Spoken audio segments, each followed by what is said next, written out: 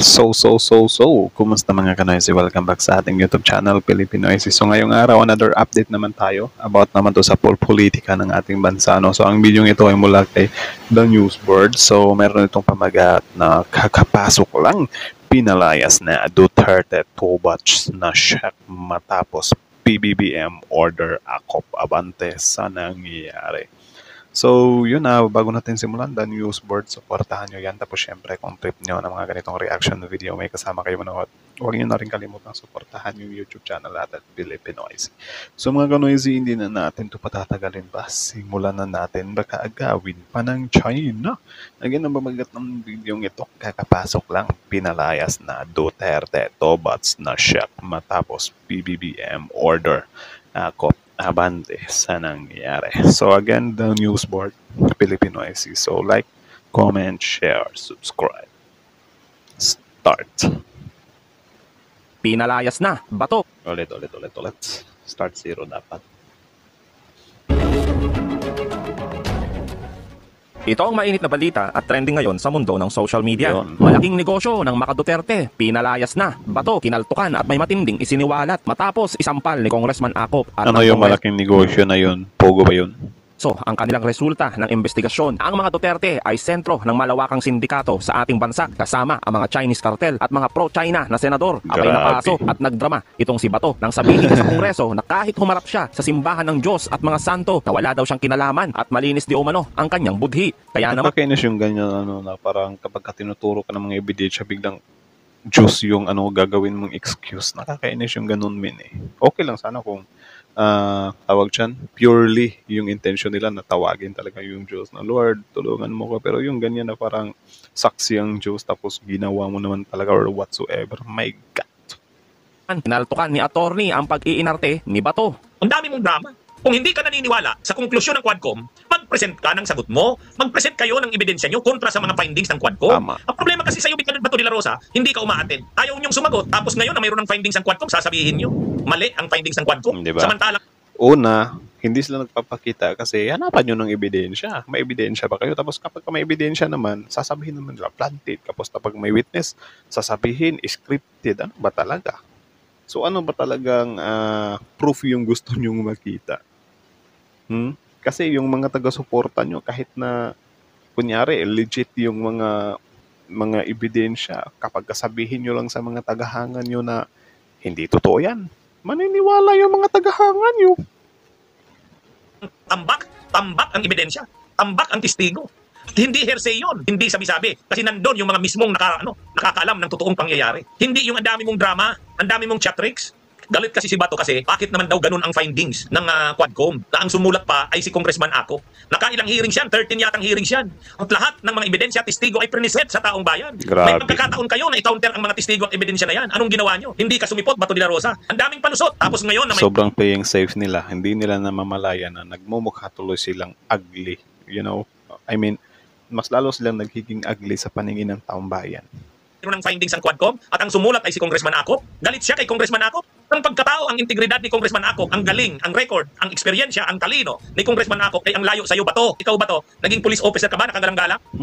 Diba? Tama naman si Congressman Akop eh. Naging senador ka lang dahil kay Duterte, kay Digong. Nung presidente si Duterte, brinaso niya ang mga mayor, brinaso niya ang mga politiko. Kasi siyempre, presidente ng Pilipinas. Ngayon, wala na. Kaya sabi ni Congressman Akop, nabudol ninyo ang mamamayang Pilipino. Pinalalabas nila na sila ay kontra sa droga. Pinalabas nila na kontra sila ay kontra sa mga sindik. Actually, ito yung inaano ko ngayon inoobserbahan ko ngayon. Yung, yung sa nangyari sa drug war na parang may trick na nangyari. Yun yung pinakasinusubaybayan ko talaga ngayon, men. Kasi dati din, naniniwala din naman talaga ako, Kasi yun nga, DDS din naman, DDS pa, something like that naman ako dati. And then, yung tipong, para maubos yung mga addicts, something like that.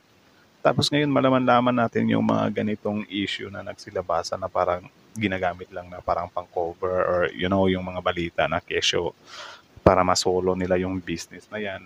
Medyo off sa akin yun, men, or nakakapangilabot, na parang, my God. Yun talaga yung literal na budol if ever totoo man tong ganito, men. Sila pala ang sindikato. Sila pala ang nag-ooperate ng illegal na droga. Mambubudol sila Digong at Bato. Si Duterte ang pinaka-hip mastermind ng pinakamalaking criminal syndicate sa buong Pilipinas. Imagine niyo yan.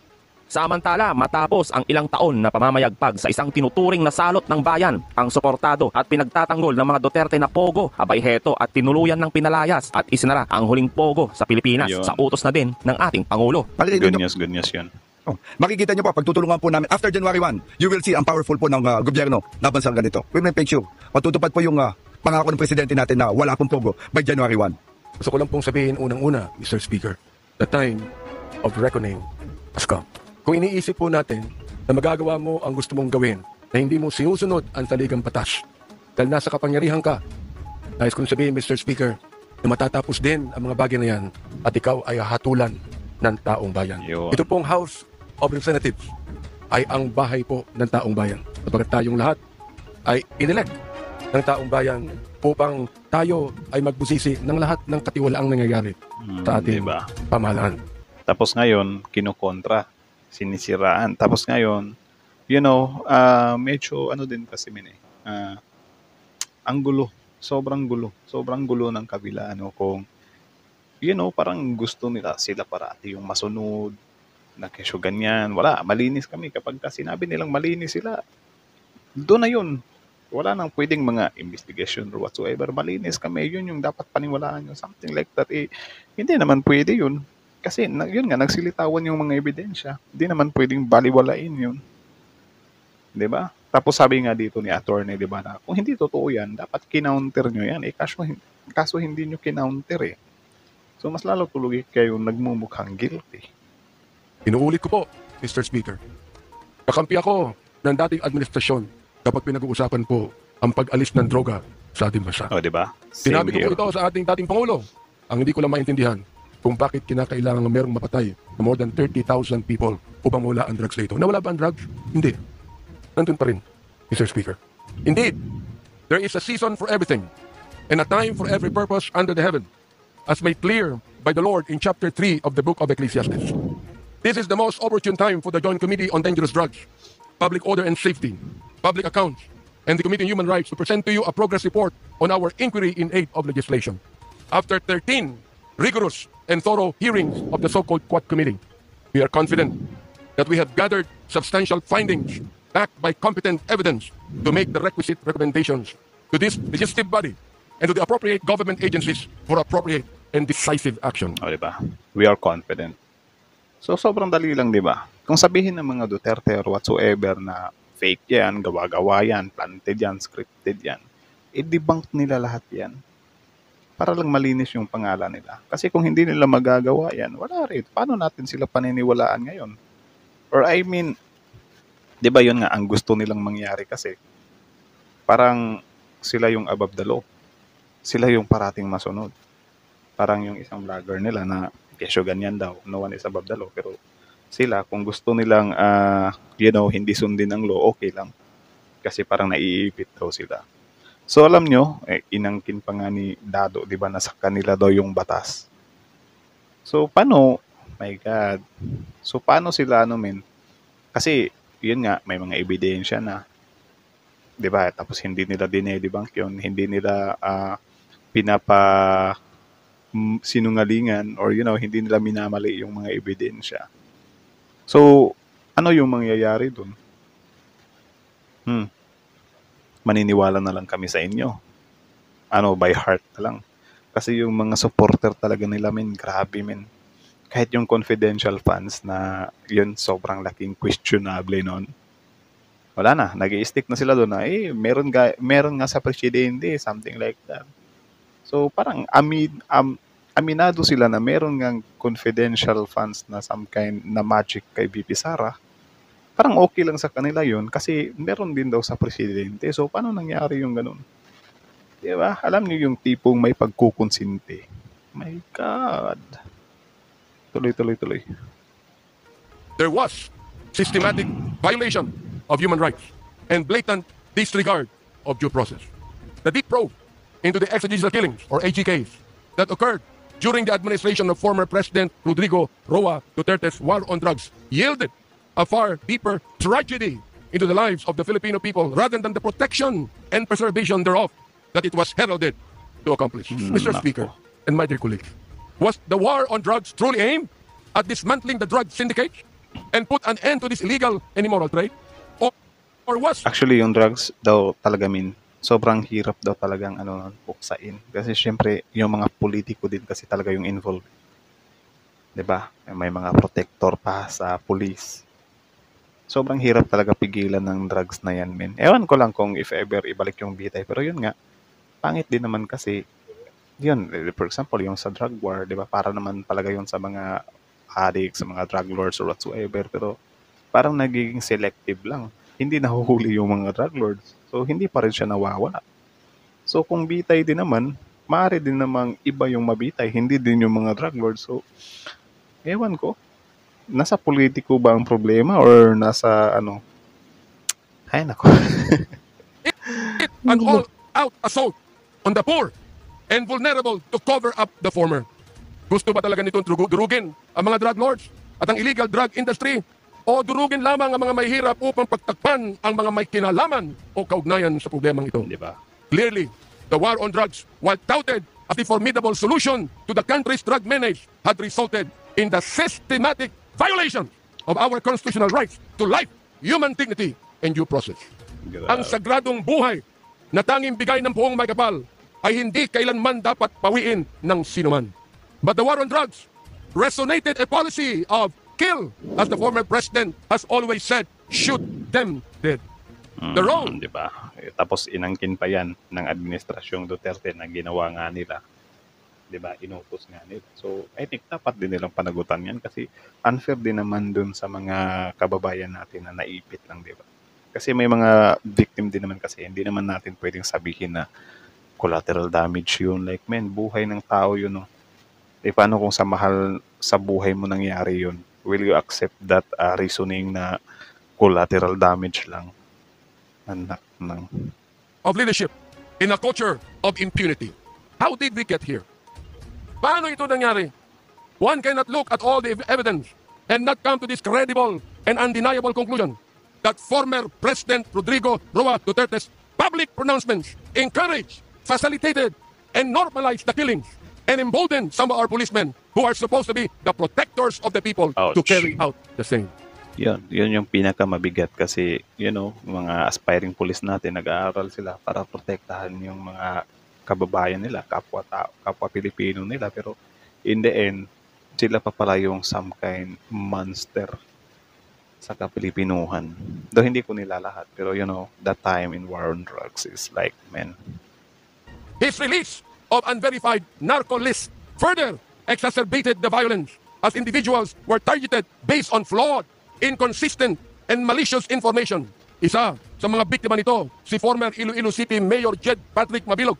In 2014, then Mayor Mabilog was named as I quote, top 5 best and outstanding mayors in the world.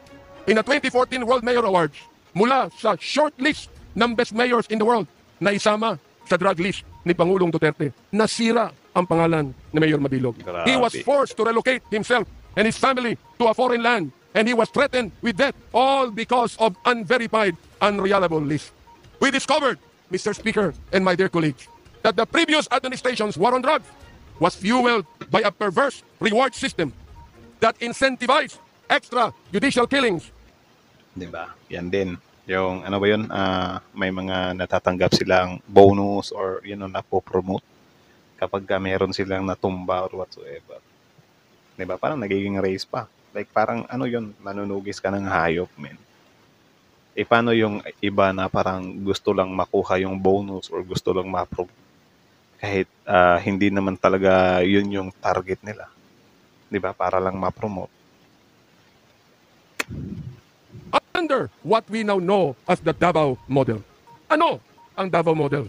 Under this system, police officers were given monetary rewards for killing drug suspects, transforming the duty of law enforcement from a system driven by justice into a system driven by bounties. Testimonies from Police Lieutenant Colonel Jovi Espinido, Police Colonel Ruyima Garma, and other officials confirm the existence of this system. Malinaw ang testimonya nila.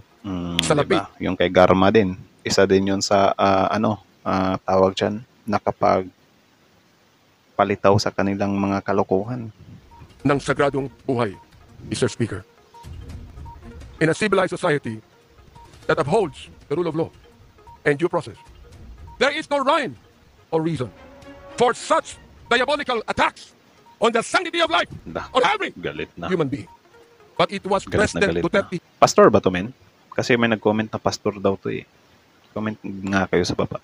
himself who provided the legal cover for those killings. The narrative of nanlaban or fought back became the legal justification for this operation, Nako. as PRRD himself encouraged officers to provoke suspects into resisting arrest, which was he admitted Yun din, yung i-provoke nyo. Imbis na susuko, bigla nyong isa-salvage yung labas. Against or unfair din yun. in one of the hearings conducted, providing legal cover for the use of lethal force.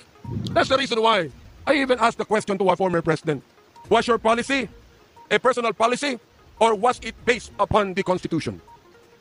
There was a grand conspiracy. Nandun In si the course Bato of sa our likod. hearings, we exposed disturbing cases where killings were carried out for monetary rewards or as part of orchestrated operations. First, the three Chinese nationals and convicted drug lords, Chu Kin-tung, Li Lan Okay sana kung puro Chinese yung or yun nga yung mga matataas talaga, mga drug lords talaga yung inuuna nila. Kasi hindi ako naniniwala na parang sobrang dami yung nakita na Fusher whatsoever na mga nasa baba lang, tapos hindi din yung ma-locate yung pinaka nasa taas. I think imposible yun Or kung sige sabihin natin na meron yung nakita, pero mas maganda sana kung ubusan talaga, di ba? Like Yang and Wang Mengpin were killed under orders for a payment of 1 million pesos per person. Grabe. During our hearings, person deprived of liberty, Leopoldo Dan, testified that former President Duterte personally congratulated officials involved, saying, and I quote, "Congrats, Superintendent Padilla, job well done." Pero grabe grabe. yung ginawa.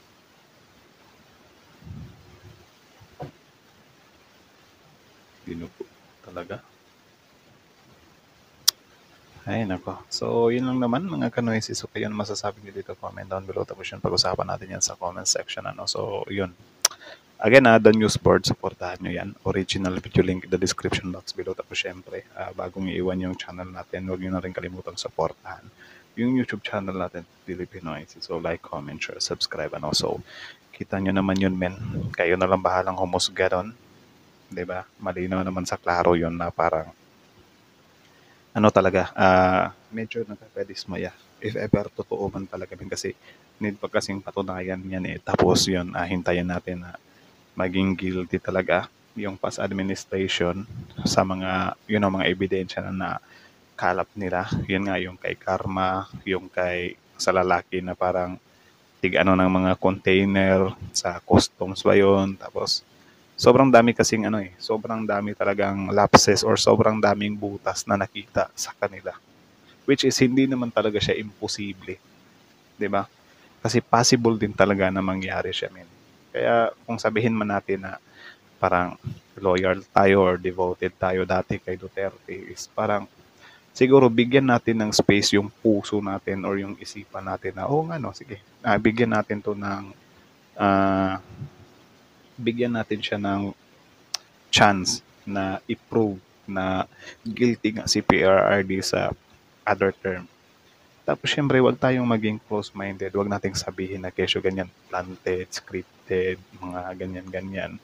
Kasi may mga ebidensya naman, men. Pwede naman nilang authenticate yan. Pwede nilang i-check yan. Harapin lang nila.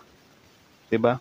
Wag yung hindi nyo pa nga nakikita yung hindi nyo pa nga totally chine-check yung mga ebidensya, bigla kayong scripted, planted. Biglang ganun. So, yun.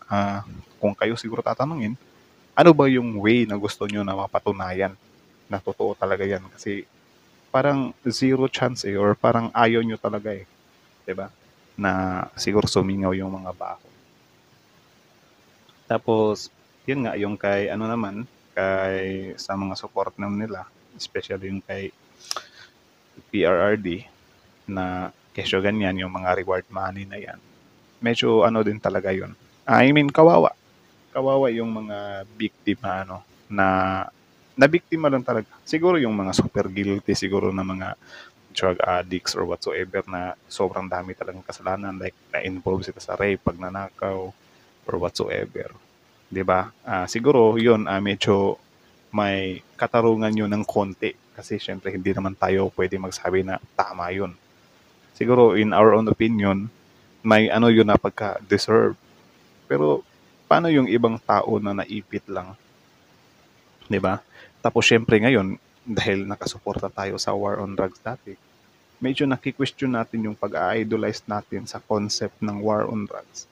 Mula nung meron tayong nakitang mga articles or mga balita na pwedeng ginamit lang nila yung war on drugs nila para kunyari sila yung masolo nila yung business dito sa bansa. 'Di ba sobrang nakakagilty, 'di ba? Kaya ako talaga is parang curious talaga ako men kung ano ba talaga yung istorya sa likod niyan kasi men, sobrang inosente natin sa bansang 'to ano, 'di ba? Tapos biglang sobrang suporta tayo dati sa mga pinagagagawa nila tapos biglang may ano na, uy, yung sinusuportahan nyo dati na war on drugs is parang ano lang pala yun, front lang pala yun. Para pala matawag dyan, para pala masolo nila yung beasts na yan. Like, men, tulungan nyo naman kami siguro. Sige, sabihin natin na mali yung mga pinaparatang sa inyo. Then i-prove nyo sa korte na mali talaga yun. 'Di ba? Huwag kayong maging bias na kapag na-prove ng korte na totoo yun, sasabihin nyo na scripted. Kasi pangit yung ganun, men. Kawawa yung mga tao na nabablind nyo. 'Di ba? What if totoo na kaya nyo lang niluluto yung yung war on drugs para masolo nyo yung business. What if totoo yun? So, yung mga blind na supporters nyo, wala. Maiimpyerno kaming lahat. Kasi sumusuporta kami sa kalukuhan. 'Di ba? Wala kaming knowledge about that. So, maging fair na lang siguro. So again, hanggang dito na lang. So again, this video is from the News Board. Supportahan nyo yan. Original video link in the description box below. Tapos syempre, bago nyo iwan yung channel natin, huwag nyo na rin kalimutan mag-like, mag-share, mag-subscribe. So again, that's it. Thank you so much for watching. Philippine Isis out. Like, comment, share, subscribe. Philippine Isis.